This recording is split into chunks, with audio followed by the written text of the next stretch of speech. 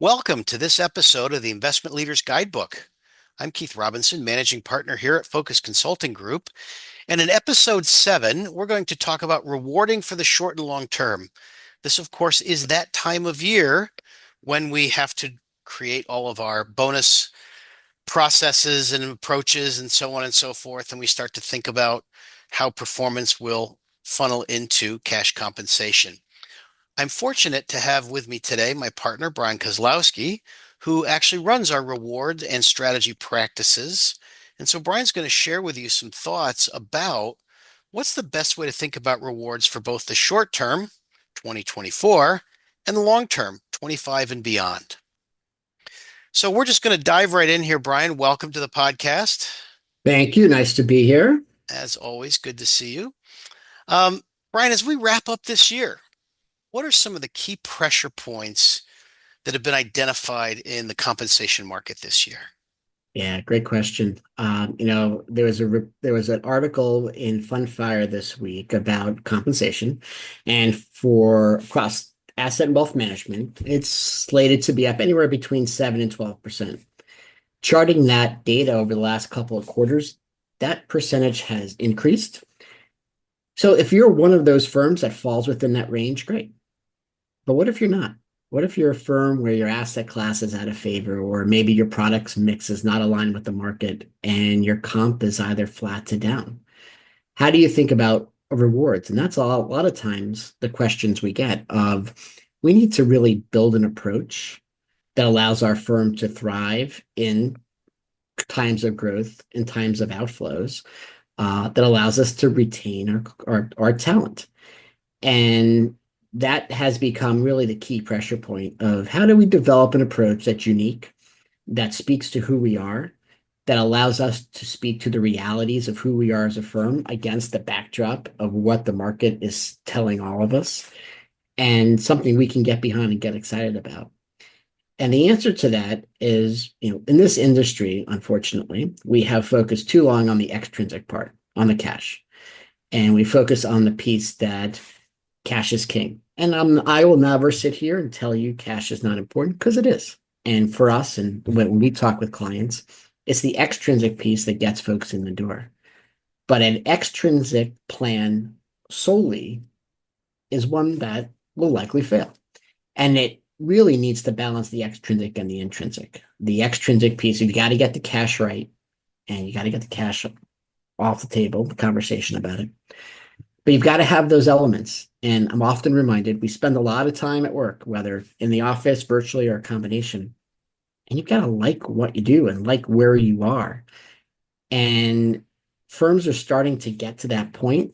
I says I'm coming up on my 9th year of Focus, and you and I have really been focusing on this word rewards. And I think it's really starting to catch about the importance of having a balance of extrinsic and intrinsic. And I think that's the big pressure points for firms as they realize they're probably heavily weighted on the extrinsic and not enough focus on the intrinsic. And how do they get that balance right? Yeah. So as we think about our practice, because I think focus rewards practice is very different than some of the usual suspects that we all know and are in the industry, right? We won't mention Yep. any names here, but we've really built our practice differently based on some of the things you just mentioned, that Yep. balance of extrinsic and intrinsic.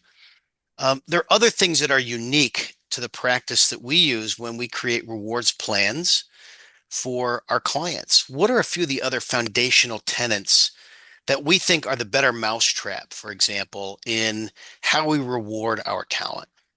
Yeah, so we leverage and use Dan Pink's work drive as the foundation to much of our of rewards work, and there are really two key pieces of that. I referenced it in the previous question of getting cash right and getting it off the table. Still have it be a distraction. Make sure it hits the objectives, but allows folks to focus on their day-to-day efforts and not be distracted by it. And how do you do that? Well, he focuses on three things: MAP, which is mastery, the ability to get it continually getting better. We are knowledge workers in this industry, so the opportunity to continue to improve at what we do is a reward. Autonomy, which for the last 4 years we've spent a lot of time talking about, Keith. The ability to do what I need to do the way I want to do it. I don't like to be micromanaged. I want to be able to execute the responsibilities of my job in a way I think is important without feeling like someone's breathing down on me. And the third one, which is purpose. And this, with the younger generations, has become really, really important. I don't want to just come to work every day. I want to come to work, and this is going to lead into my second part of our core principles. I want to do something that's meaningful for society broadly. And my view, my story, we have done a very poor job of talking about purpose in our industry. Our dear colleague Michael Falk used to call this wealth care.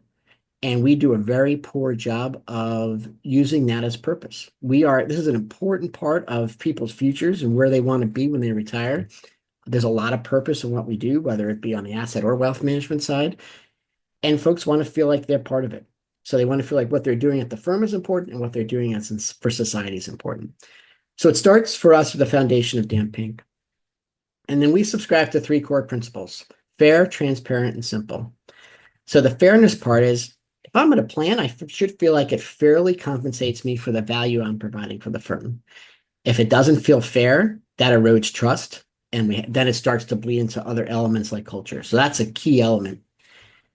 Transparency, it really has two different flavors. It's the transparency of how what I do and what you're asking me to do ties back to what the firm's strategy is.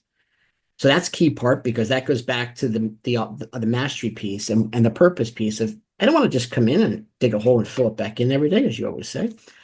But I want to come in and I want to know how what I do drives this firm forward. There's a lot as a knowledge worker that's really important to me. So that's the first part of transparency.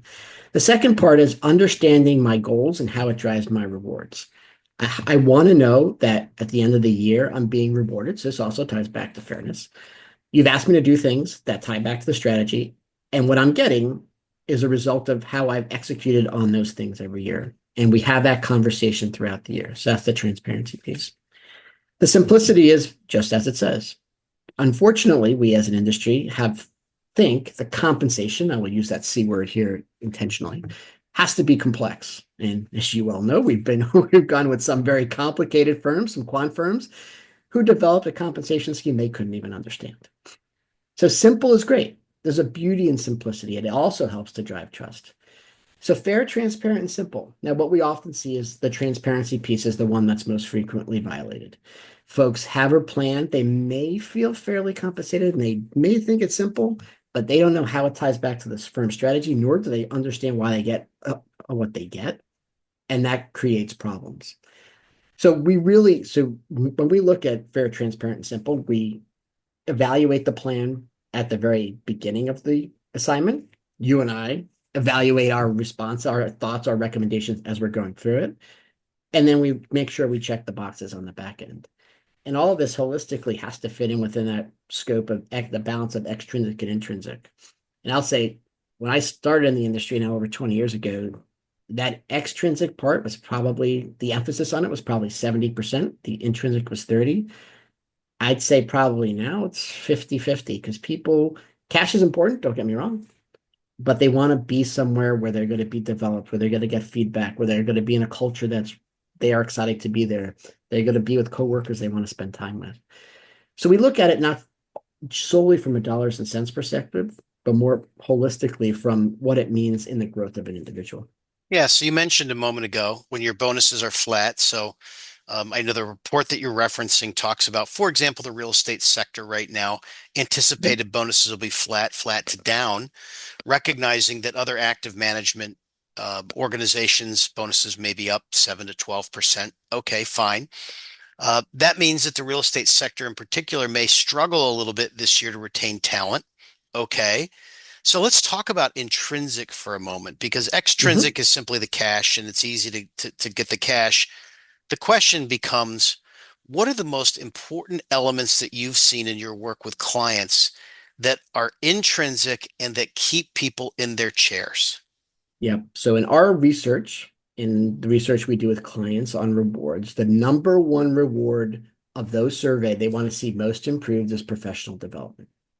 We as an industry have done a very, very poor job of focusing on it for a variety of reasons. Um, it leads and it helps folks answer that mastery piece of how are you going to help me advance in my career? Now, the reality is we work with a lot of small firms, and the pushback we always get is we're a flat organization. How to help us think through professional development? Because when I was at Morgan Stanley, the hierarchy was very clear. You went from one title to the next, and that's how your career advanced. But if you're in a 30-person firm and there are only a couple of opportunities to move, how do you think about that? Well, you leverage professional development. You might be in a particular role for a long period of time, but you have to continue to get better at it. So last year I was an analyst. This year I'm an analyst too. And I can be very clear about those skills I've developed that are helping me on my career journey. That needs to tie into the pathway that you see for me. So in times like this, you reference the real estate sector, where performance might be off and compensation is down. What are you doing for me as an individual to help me on my journey? So when the sector comes back and we're doing very well, I am well positioned to capitalize on that growth because you've given me a pathway to be able to do it. So it starts with, for me, professional development and the feedback we've gotten on the importance in helping folks expand their career. So that's one. The other piece is culture. From when Jim started this firm now almost 25 years ago, that was the foundation of what we do. And I've referenced it a couple of times, but the fact that if you can work in an organization where you like to be, where you have alignment of interest, which is a major trust factor for a lot of people, where it's you're driving forward and you have a common goal you're trying to achieve, it's critical. And it's critical in times of struggling performance because you feel all in it together.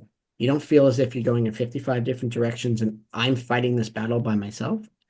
If if we're a strong culture and a strong team, from the receptionist to the CEO and everyone in between, we're aligned. We know where we are, a little bit of the Stockdale paradox, and we know what we have to do to get there together. And I'm confident in my team members that they're going to execute in their role to get us to a better place.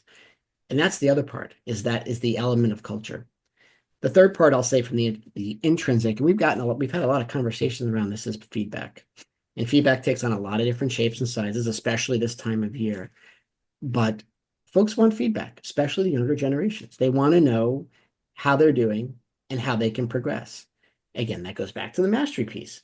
I want that feedback. I want to know if where I can improve and then tie that back to my professional development. What are you going to help me to do to be able to do it? So the three pieces, it's a professional development underpinned by a very strong culture and a culture of feedback that really help to differentiate on the intrinsic side and be able to help folks understand the importance of the firm and why they want to stay there. Yeah, it's interesting because it ties right back to what you started the conversation with around the foundational tenets of the practice at Focus, which is mastery, autonomy, and purpose. If I'm getting feedback and I'm getting developed, well, development is one, right? Mastery. Yep. And then I can be more autonomous. So even though I'm not getting these bumps in terms of promotional titles and things like that, my pay will go up because as I work more autonomously, I have a higher impact on the firm's ability to generate returns, generate revenue, gather assets, and so on. And that is purposeful, Hmm. right? So all three Exactly. of those things really fit together if you get the intrinsic elements right and people feel good about what they do because they get paid when it's time to get paid. And when times are tough, to your point, they stay with the organization simply because I'm growing as a human being. I'm growing as a professional, and that's fun for me, and I enjoy that. So, And we've seen, in our work, we've seen plenty of firms that have been top quartile, top decile payers who have a hard time retaining talent because it's not all about the dollars and cents. It's about liking what you do and feeling as if there's an investment from the firm you're working with in you as an individual and as a professional. So that's yeah, really where the balance is. You have to strike that balance. which is so interesting because you sort of bring this idea of top quartile, top decile pay, which brings me to my next question, which is, many of our competitors talk about market data and, oh, we got to have these great market data sources and so on and so forth. When you get into that conversation with clients, what counsel do you provide them around how to use market data in a smart way? Yeah, this is one of my favorite topics because I think you can ask this question of 100 people and you're going to get 100 different answers. Um, Market data plays a role, an important role in building a plan. And if you have kids and you've been bowling recently, you know they put up the bumpers. if they can't get the ball down the alleyway. And for me, the way I think about market data is it provides those bumpers. Where are we relative to the market? We don't want to be too far to the left. We don't want to be too far to the right, but we want to be in the middle. But let's be frank. Market data needs to tie back to where you are where your rewards plan is philosophically. How do you want to reward individuals? And then you take the market data and apply it to your philosophy. So it's a two-pronged piece. But there are a couple of things to remember about market data. One of which is it's the timing. So it's collected at one point and reported at another time. Now, I've been in this industry for a while. The market, Keith, as you know, tends to change from throughout the year. So you have to realize that the data, there's a tendency for the data to change. So when we look at it, it's a leg of the stool. Market data is an informational leg of the stool. There's another important market data source, which are recruiters. They're in the marketplace every day. They provide that spot data. So that gap between when the data is collected and reported, recruiters can help you fill that gap. So that's the second piece. The third piece is that philosophical element, and that goes into two pieces. The philosophical element of rewarding individuals in the same role in a similar way. So we call internal relativity. And then the second piece of it, which is of critical importance, is for your philosophy. Where are you and how do you think about how do you think about rewards holistically as a firm? Those three pieces work together to help you think through what your rewards approach should look like. The other piece of this, when you think about market data that's so important, is as an industry, we are a very geographically diverse industry, firms all over the place. The other thing I've realized in 20 years, and I haven't seen all firms, but I've seen a lot, is that there are no two firms that are alike. So you have to take everything with a little bit of a grain of salt. You're looking at very black and white data and applying it to a colorful canvas. So you have to apply it judiciously and with a ability to understand how it all fits together. Now, if your philosophy is we are a market payer, then the answer to this question is a lot easier. We don't encounter all that many firms that have that as their philosophy. So for this is use it as a piece, very important. Use it as think about it from the perspective as a sanity check. Use those bumpers. How does it fit into your philosophy and can you always get better data? And the reality is, and we've seen this a lot over 9 years working together, people will always find their own data source. So understand who is in the set and how you want to be able to use it. Yeah, comparing apples and oranges, right? And Yep. what does that mean? It's interesting to me when we talk about market data because it's very much of a trap of having other people tell you how to pay your team. And what is it you want to reward for? And what is sort of the boundaries, your bumpers? What are the bumpers that you want to consider? When the reality is, one, what can you afford to pay your team? And two, Yep. why would I want somebody else to tell me how to pay? Correct. We don't want people leaving because of a hygiene factor, which is extrinsic compensation, but we want people to get that off the table, as Dan Pink says, so they stay for other things and they stay for the things that are more powerful in serving our clients, generating alpha, those types of things. So when clients come to you for advice and you think about the future, 2025, what would you say are the headlines or that one piece of advice or two pieces of advice that you would offer clients in thinking about rewards for next year and the years henceforth? Yeah, the question we all often get is what's the best plan that we've seen? And how can we apply it to our firm? And the answer is the best plan we've seen is the one that works the best for a particular firm.